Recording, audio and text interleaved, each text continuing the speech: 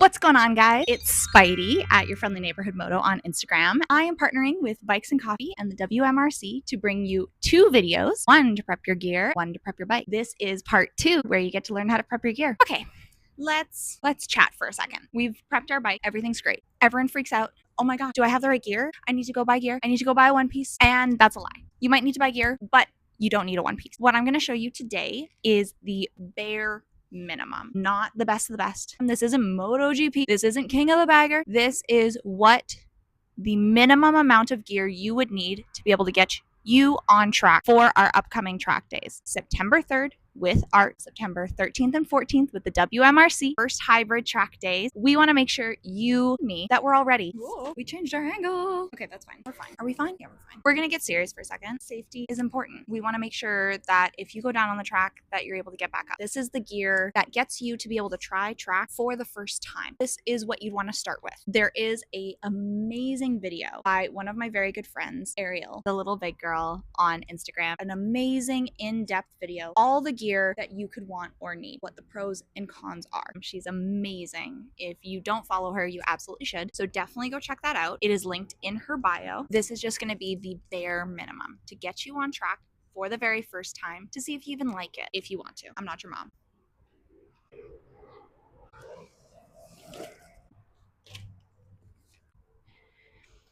We've got everything we need. It seems like a lot. Don't worry, I'm giving you options. First things first, a base layer. It doesn't have to be anything crazy. It can be leggings, a nice athletic long sleeve. Make sure you have something underneath. Gear's probably gonna rub while you're like hammering it on the track. Just give yourself a rash guard. Use some athletic wear that you have at home. Gear wise, when you're getting dressed, one very important thing you want for track days, full size track days, you need a hard shell back protector. This is CE level 2, has to be CE level 2, CE level 1.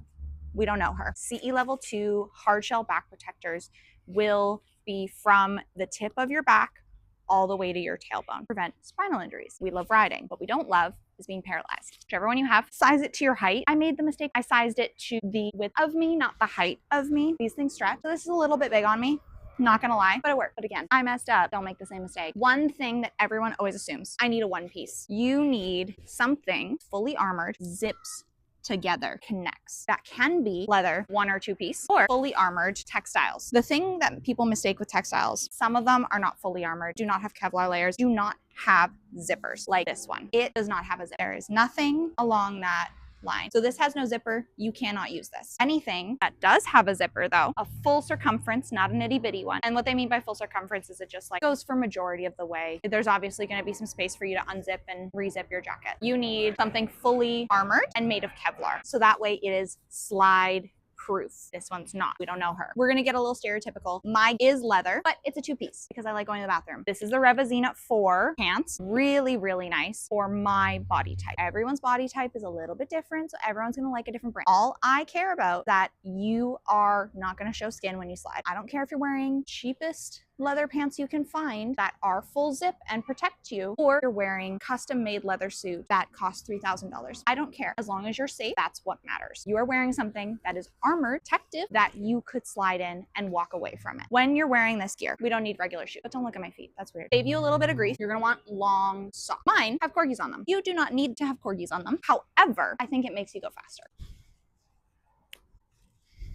Long socks, the corgis, amazing. The reason I say long socks, they go up over the edge of your rash guard. Next thing you want to do, you're gonna grab your pants, whatever pants they are. They're armored textiles that are Kevlar, they're leather, put them on. Now, a lot of leather pants don't come with sliders. That's fine. You don't need sliders. People think they need sliders. I thought I needed sliders. And then I realized that I'm not Marc Marquez and I'm a normal person. So I haven't dragged me. I probably won't for a while until I learn how to do it properly. Once we have our pants on, we're gonna go to shoes because I don't want you looking at my feet, you weirdo. What you need are protective, high boots. This doesn't have to be expensive. They don't have to be the fancy Alpine Stars, SMX, blah, blah, blahs. What you do need, protection, and let's say it together, protection. You want to make sure that you don't break your ankle if you do happen to go sliding. These ones happen to be the CD's women's racing boots. You don't need these ones. You can pick a different one. These ones just happen to fit my feet. Shoes on. Do I look like a racer yet? Almost. Time for your jacket. Jackets have this amazing little pocket in there. Can hold a CE level 2 back protector. However, it is not a hard shell. The problem with these, while they are good for small CC practice days, like the art track days, they are not good for hybrid. Reason why, your tailbone is longer than your jacket. These will not go the full length to your low lower spine. No matter how amazing they are, you can't have it. While I use this one on the road, this has to come out for track. Gone. Bye. We don't know her right now. We know her later when we're back on the road. You now have your jacket back protector-less because you're already wearing one. Make sure they are armored in the shoulders, elbows. A chest protector is not required, is recommended, but you don't need it. You need a jacket, leather or Kevlar, fully armored. That is what we need. So you're gonna put it on. There is a zipper. Use it. Zip. See? Full circumference zipper does not go literally full circumference. It does go around, so that way when you go to zip this up, your skin's not going to show. Or glove. They need to be gauntlet. Go past your wrist, not shorties, not halfies. Gauntlets. I do recommend armored. Not all of them will be armored, but at least a little bit of protection. Knuckle protection, palm of your hand,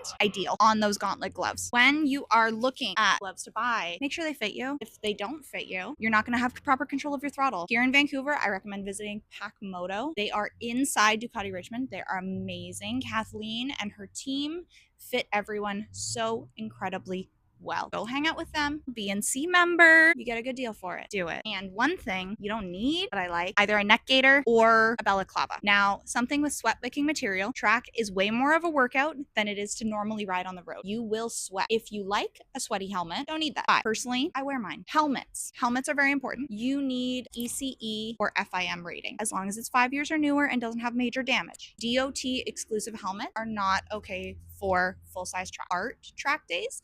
That is okay. You are fine. On a full-size track day, keep in mind you are going faster, so safety needs to be more stringent. FIM, ECE 2206, 2205 is still allowed on track at the WMRC. It could be different at other tracks. Check your local track guide. FIM is crazy good. So if you get your hands on an FIM helmet, love it. Treat it like it's gold. If you can only get an ECE 2206, most our new racing helmet don't have to be high end, just have to be race rated. That is fine too. Make sure you check before you buy it, so that way you're not stuck with a helmet you can't wear. It will be on the little sticker on the back of your helmet. I would recommend get yourself fitted at a in-person shop so you can see what helmet fits you best. For me, it's the ARFA 12. I love it. HJC. This is a wonderful helmet. It's incredibly safe. You can pick a different helmet, one that fits your skull. It doesn't give you a headache or a weird pressure point, whatever fits you best. Just look for a good safety rating. People are under the impression you can't have anything attached to your helmet. That's not true. You can, as long as it's attached properly. A lot of people will wear their GoPros, their chin mounts. That's totally fine, as long as it is properly attached. It can be attached to your bike, attached to you. It cannot be like one of those like 360 selfie sticks far out. It has to be attached to the bike. You don't want that just like flinging off while you're riding. If you do go down, there's a chance that you'll break it. If you're more worried about that, take it off your helmet. You can leave the clip on, you can just unclip it, and then you're ready to race. That is really all it is. If you do have any questions about gear, about how to prep your bike, feel free to DM me. I'm not a stranger. Come hang out with me. I want to get you guys on track. That's what these videos are about. So that's it. Get your gear, get your bike ready, and we'll see you soon. Bye. Oh, now I have to get up.